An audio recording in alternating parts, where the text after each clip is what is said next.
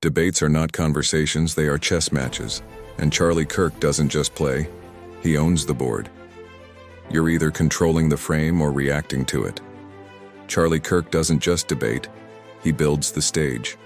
While others cling to talking points, he uses strategy. He's been facing left-wing critics for years. But behind each viral clash, each trending clip, lies a set of invisible rules. These are not just arguments, these are power plays. The 22 laws of irreversible power. Kirk's success in debates isn't random. He applies principles that align with the 22 laws of irreversible power plays. Every question, pause, or frame is deliberate, not to argue, but to control perception. Let's dive into how Kirk masterfully wields these laws to dominate debates. Take Law 6, always say less than necessary. Kirk often uses pointed, simple reframing questions. He lets the opponent stumble with over-explanation. He doesn't fill the air with filler.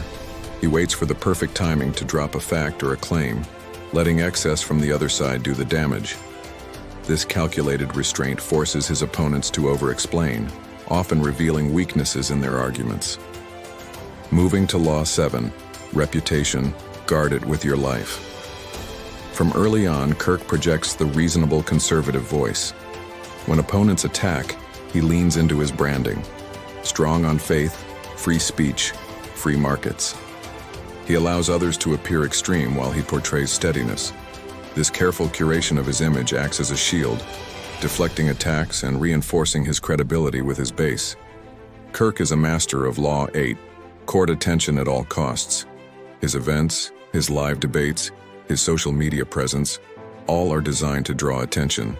He knows circles, campuses, social media amplify spectacle. He uses that to dominate the narrative. By creating moments that demand attention, Kirk ensures his message reaches far beyond the immediate audience. Observe how Kirk employs Law 12. Use the surrender tactic, transform weakness into power.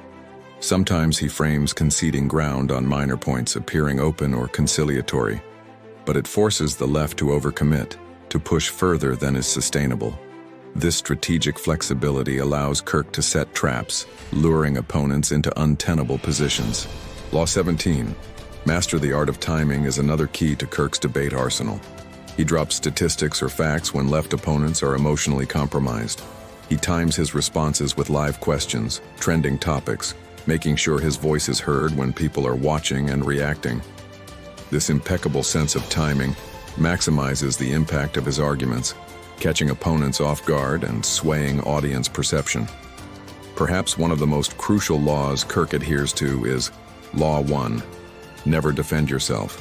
When he's under fire, he often avoids deep apologies or justifications. Instead, he reframes. He redirects to broader themes, free speech, bias, patriotism, so the attack loses power. By refusing to play defense, Kirk maintains control of the narrative, forcing opponents to engage on his terms. Finally, we see Kirk's mastery of Law 21. Never play by the table rules, own the table. He doesn't let left-wing media set the frame completely. He defines the battlefield, e.g., free speech, indoctrination. He uses debates not just to respond, but to force the opponent into defensive positions. By setting the terms of engagement, Kirk ensures he's always fighting on favorable ground. Think of a classic strategist, Machiavelli or even Sun Tzu. Appear weak when you are strong, strong when you are weak.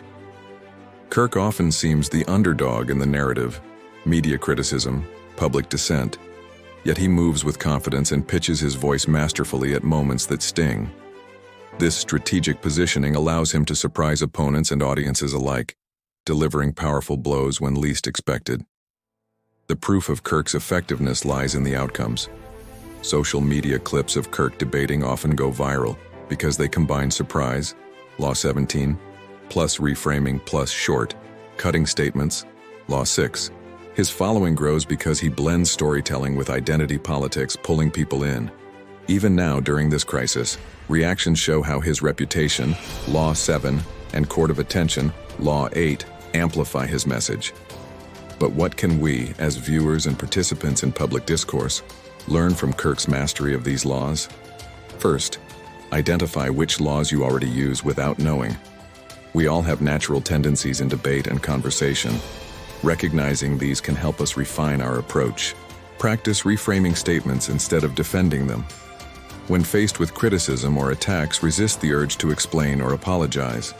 Instead, shift the focus to broader principles or counterattack on a different front. Use timing. Let discussions get heated, then drop your strongest fact. Emotional peaks in debates create opportunities for impactful statements. Learn to recognize these moments and capitalize on them. Guard your reputation. What people think of you before you speak will decide how they receive what you say. Cultivate a consistent image that aligns with your values and goals. This pre-existing perception can be a powerful ally in debates. Control the frame of any debate. Define what's reasonable, what's fair criticism, what's free speech. Don't let others force-feed their terms. By setting the parameters of the discussion, you gain a significant advantage in steering its course. Charlie Kirk's debates aren't won by just winning arguments. They are played like chess with pieces, positions, frames, timing. He doesn't just speak. He sets the narrative, the field, the perception. Because in the end, winning the public is not about being right. It's about appearing right, being heard, being remembered. As we've seen, Kirk's debate strategy goes far beyond mere rhetoric.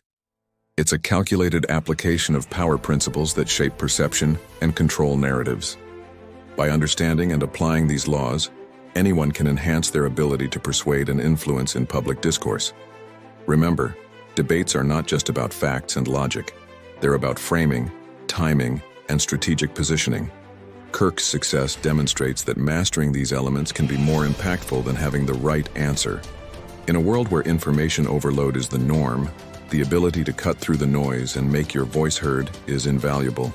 Kirk's methods, while controversial to some, offer valuable lessons in effective communication and persuasion.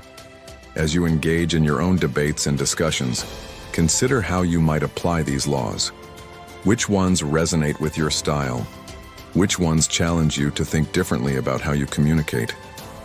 The power of these strategies lies not just in their individual application, but in how they work together to create a cohesive, compelling presence. Like a skilled chess player, the true master of debate sees several moves ahead, anticipating reactions and planning responses. In the end, Charlie Kirk's approach to debate reminds us that in the arena of public opinion, perception often trumps reality. By controlling the frame, guarding reputation, and mastering timing, one can shape the narrative and win the battle of ideas. So the next time you find yourself in a heated discussion or watching a public debate, look beyond the words. Observe the strategy, the timing, the framing.